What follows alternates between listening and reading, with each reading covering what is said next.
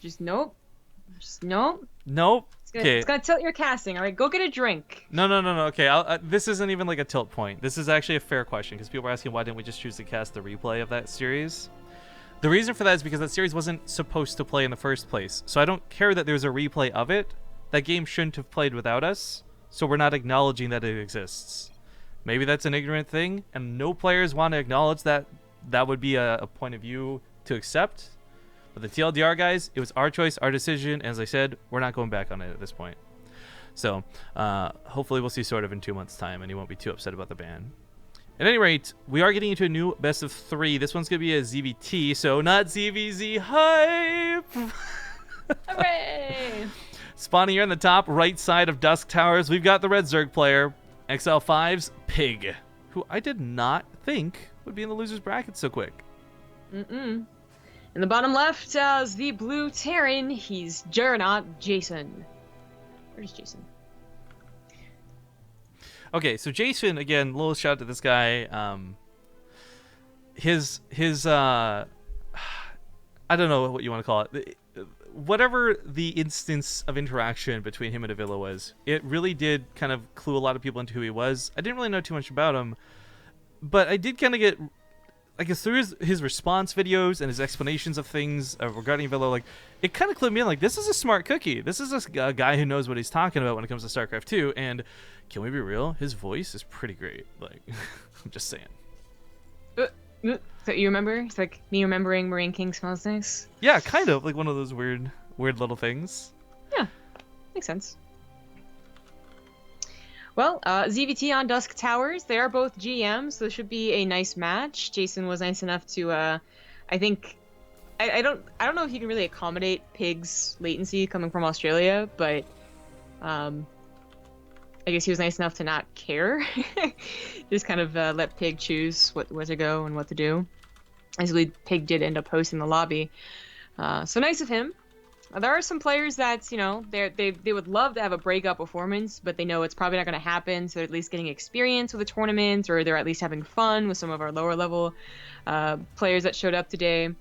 Jason, just by being cast, has the opportunity to show us something really cool, show you guys something really cool, and impress you all with his play, regardless of if he loses or not. Because, you know, healer, okay, he lost at the end of the day. He was only the second place or whatever it was, but we know his name now because he appealed to Rifkin's greater sense of Banshee usage. So that's the best way I think anyone could phrase that. You're welcome.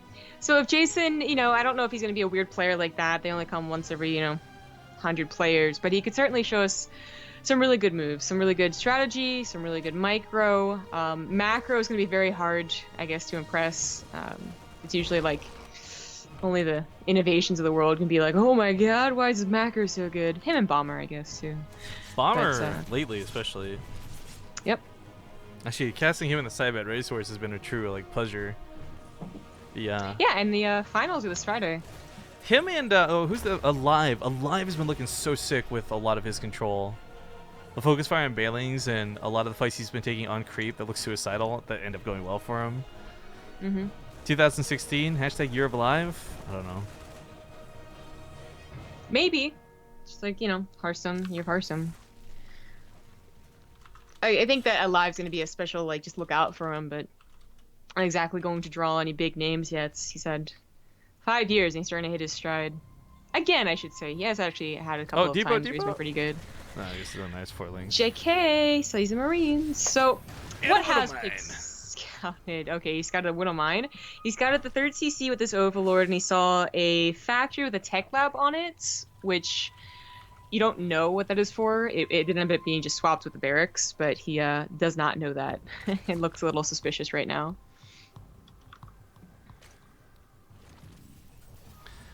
I can't say for PiG that I'm... Okay, actually, let's go back to the latency thing for a moment before we start talking too much about strategy. Because you had mentioned swapping around servers. Jason, I think East Coast, and PiG coming from Australia. They agreed to play on West, and as we can see, we actually did get the West Coast, so yay.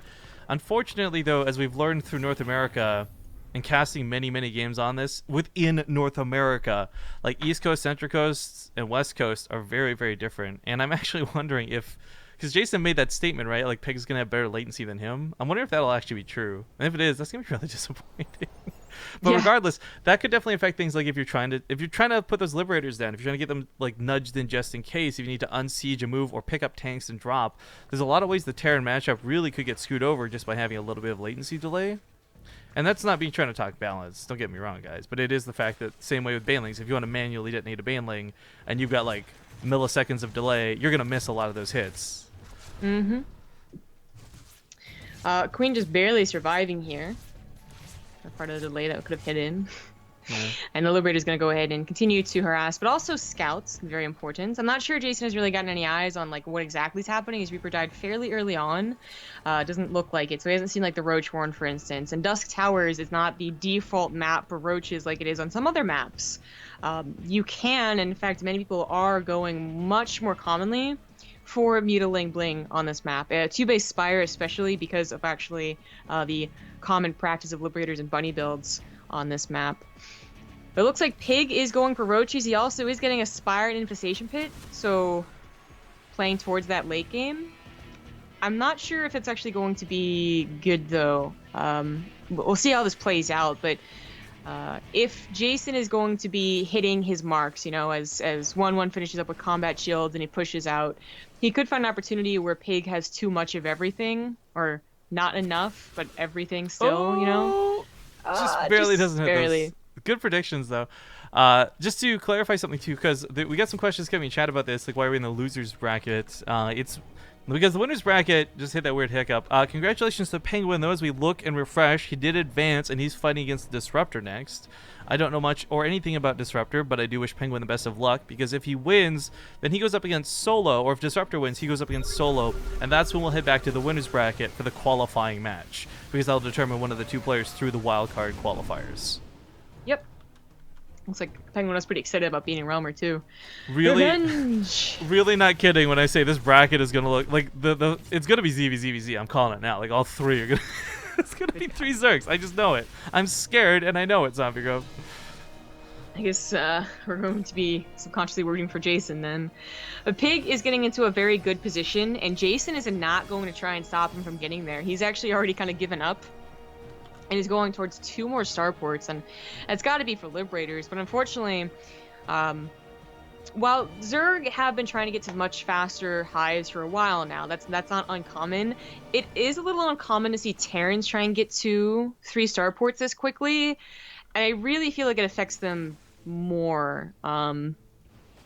Just the lack of pressure because you're spending so much minerals and gas, you know, as opposed to actually hitting with the 2-2 timing before ultras come out. I feel like this is going to favor Pig, but we shall see. At the very least, Jason should be getting a 4th command center if he's going to play like this, like just really play defensively, economically. That's awkward because they didn't have upgrades. Yeah. Alright, they take that fight. Well, the Ultra's Cavern for Pig.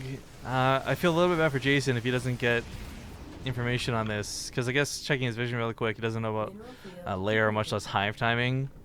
And we've seen too many good Terran players fall to just not being where you need to be on tech. Like, oh, it's hive. Shit, I'm still making Marines for some reason. Yeah. Lots of Widowmans and Liberators can sort of bridge that gap for a time, but I really do fear that Jason's going to get caught off guard by this. Mm-hmm. It's just, most Terrans are really, like, you know, they're very familiar with the push, but he is pushing without the Liberators. They are being rallied forward here, but this is, you know, this is an army that if he loses, it won't be too easy to replenish, and it is going to be without upgrades. But it is also hitting Pig while he is waiting for his Greater Spire, not the Ultralisk, which is a little odd to see, as even plating isn't being started here. But it looks like everything is going to get cleaned up. They kind of trade evenly, but remember that the tech for Pig is, I think, a lot scarier than the tech for Jason. We'll see, though. It's Widowmines. Does he not have detection? A lot of Widowmines. Okay, Overseer No. coming in now. That is a lot of Widowmines. They're going to get to go off for another shot, too, potentially, which is so scary. Fungal Growths, if they can get the reveal, will cause detection, but Lings, they're going to eat some shots. Without those Lings, the Bio's got pretty nice rain to run around. And while there's 4 Ultras on the way, Kindness Plating is going to be a little while off, so oddly enough, the Marauders and Marines, they've still got a clock in which they can work. The Ultras might be a bit of a surprise, but for about 30, 20-ish seconds, Jason can still fight. But oh, not if he's fungled. He's still got a kite. Yeah, that much doesn't change. It's not a very big bio army. The fact most of the scariness is that one Liberator that is finally going to get torn down, and the Widow Mines that weren't being cleaned up.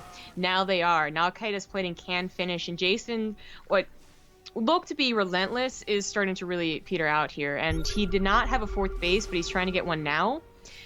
Is not looking too bad, but just when Pig has time to take a breath and get everything that he wants, I'm not sure Jason's going to have the right tools to defend against it.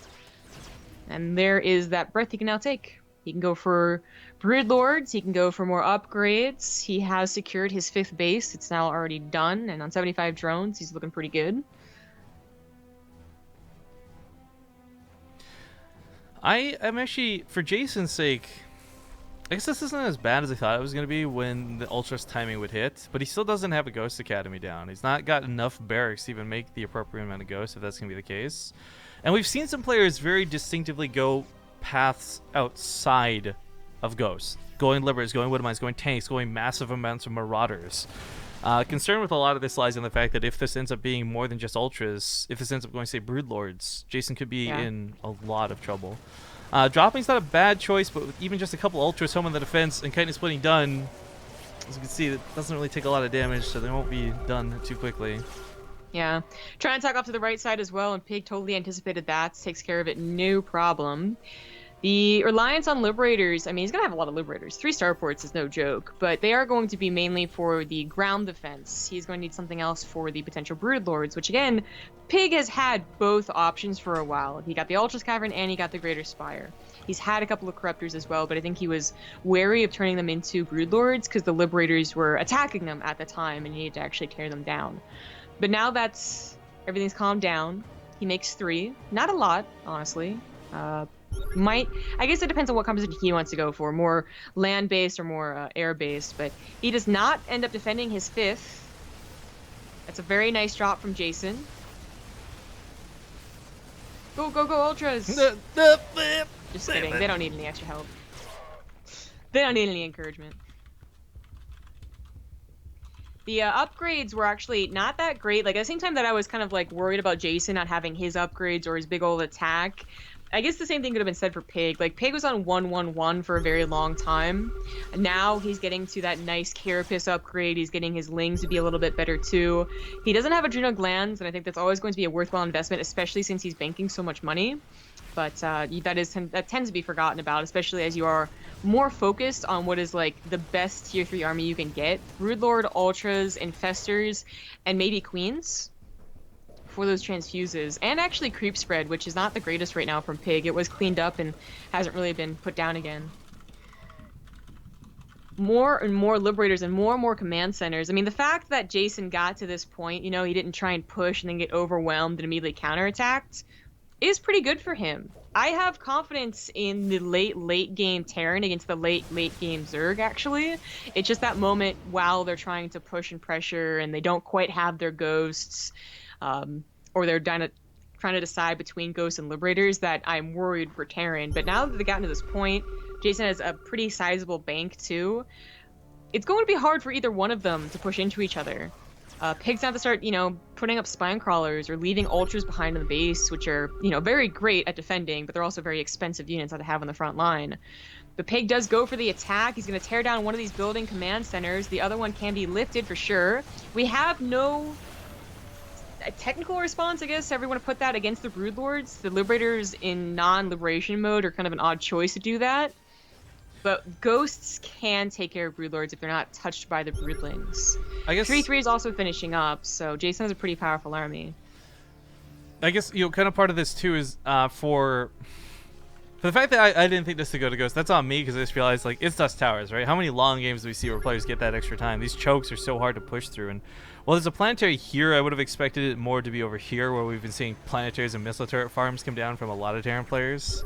But either way, Jason's at this point where he might, I don't know, he might actually take a good fight. Fungal Growth misses a lot of the Ghosts. The second Fungal hits, but the EMP also misses most of the Infestors. So, unfortunately, he is going to lose a lot of this. But that Liberator line, the Ultras can't push forward.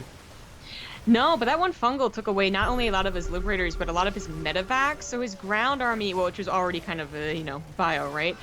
Is even more bio, right? And the ghosts get, they get on top with the Ultralisk on the ghosts, so they didn't actually get a lot of snipes off. And now we have a full 360 with the Corruptors on those liberators. That falls apart. 32 army supply remains, and there's not enough bank to use all the facilities to produce from.